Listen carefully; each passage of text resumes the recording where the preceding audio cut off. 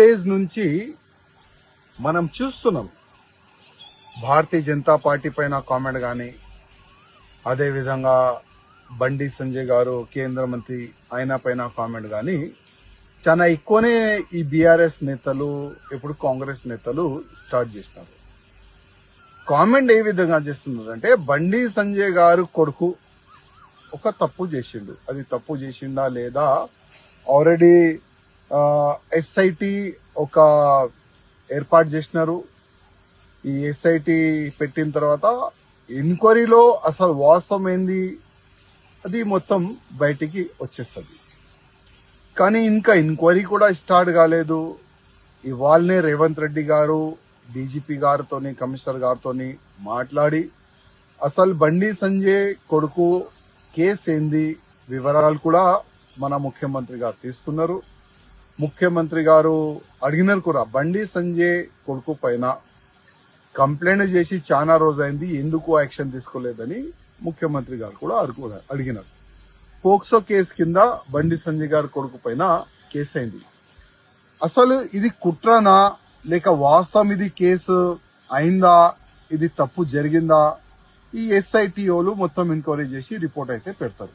కానీ బండి సంజయ్ గారు గాని మా పార్టీ కార్యకర్తల అధికారులు ఎవరు కూడా ఎంక్వైరీ జరగకూడదు ఎవరు కూడా చెప్పలే.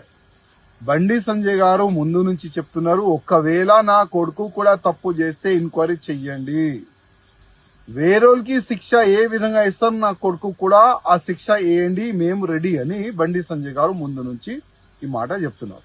ఈ మాట చెప్పిన తర్వాత కూడా కంటిన్యూగా బీఆర్ఎస్ వాళ్ళు కొంతమంది ఎలక్ట్రానిక్ మీడియాని ఫేవర్ గా తీసుకొని, కొంతమంది యూట్యూబ్ ఛానల్ ని ఫేవర్ గా తీసుకొని చాలా వరకు బీజేపీ పైన అటాకింగ్ చేస్తున్నారు, బండి సంజయ్ గారు పైన అటాకింగ్ చేస్తున్నారు, మా పెద్ద నాయకుల పైన అటాక్ చేస్తున్నారు.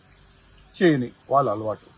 కానీ 29 ఇంటర్మీడియట్ మన విద్యార్థులు, అది కూడా వాళ్ళు మేనర్ ఉండే చనిపోయినారు ఇదే బీఆర్ఎస్ సమయంలో. అప్పుడు ఇదే రిజైన్ గురించి అంశము ఎవరు కూడా లేపట్లే. అప్పుడు ఎవరు కూడా దీనిపైన మాట్లాడలే. ఎంతో మంది విద్యార్థులు చనిపోయినారు. అదేవిధంగా జూబ్లీ హిల్స్ లో ఒక ఎంఐఎం నేత కొడుకు రేప్ కేసులో కూడా ఇన్వాల్వ్ అయినారు. మళ్ళా దానికి పెద్ద పెద్ద నేతలు కూడా సపోర్ట్ చేసినారు. అప్పుడు కూడా రిజైన్ గురించి ఎవరు కూడా మాట్లాడలే. కానీ ఇవాళ బండి సంజయ్ గారు రిజైన్ ఇవ్వాలని ఒక అంశం లేబడుతున్నారు. రిజైన్ ఎందుకు ఇవ్వాలి?